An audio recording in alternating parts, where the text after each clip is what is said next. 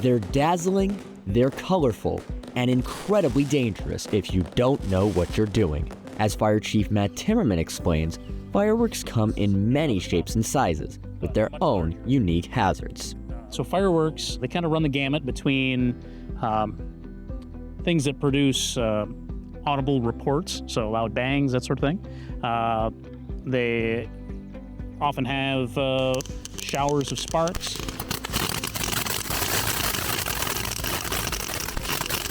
Sometimes they have aerial devices that produce bangs and showers of sparks up in the air.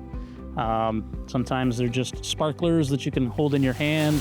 Wooden ones give a nice long handle too. That's another benefit. The state has recently allowed the small fireworks to be legal, so sparklers and the fountains.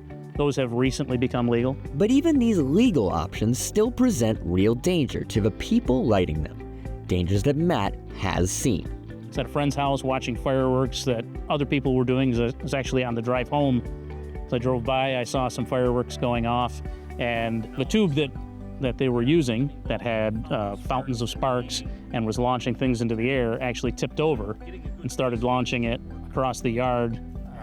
So not a good situation there. Fireworks, by their nature, are shooting off sparks all over the place.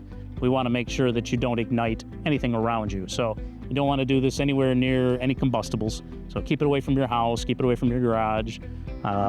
Make sure any fuels are a safe distance away. Make sure the people are a safe distance away.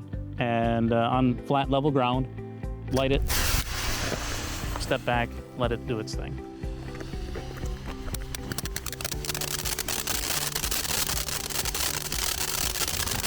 However, not all fireworks are ones you can step back from. Sparklers, for example, can leave major injuries and burns if not handled properly. What you got here are typical sparklers. One odd thing is that we always give them to our young children, and that can be a little hazardous. They're easy to run, but we give them to our young kids because the kids love them. That said, sometimes the kids get spooked by the sparklers, or they're running around, they might trip, they might drop either hot ash or the hot sparkler stick on the ground and somebody else walks onto it. Or, they're young kids. They might just try to hand it over to somebody else with the hot side going towards you. So ways that you can mitigate that is you could take your children aside, show them how a sparkler works, have an adult run one first, talk to them a little bit about what to do and what not to do. As this burns down, with the wooden stick ones, you'll get some ash on the end, and that ash will eventually drop off. And that's something else to be aware of. It's not a good idea to be running around barefoot while you have sparklers. An alternative might be, for example, glow sticks. They make those in a lot of different shapes that kids enjoy. They're pretty neat to swing around. Might not have the same impact as fireworks. Everybody likes good fireworks, but that would be something that's reasonable, safe. You wouldn't have to worry about the kids getting a burn from a glow stick. When the fun is done, and after ensuring the firework is finished, it's also important to have a water source. Just drop the whole thing in, and we're all set. Or even a fire extinguisher handy to put out any further fires. Lastly, a safety tip anyone should consider before playing with fire. One of the big problems I see is that when we want to use fireworks, it's 4th of July or some other holiday, you're celebrating something important, and what usually goes hand in hand with that is having a drink. And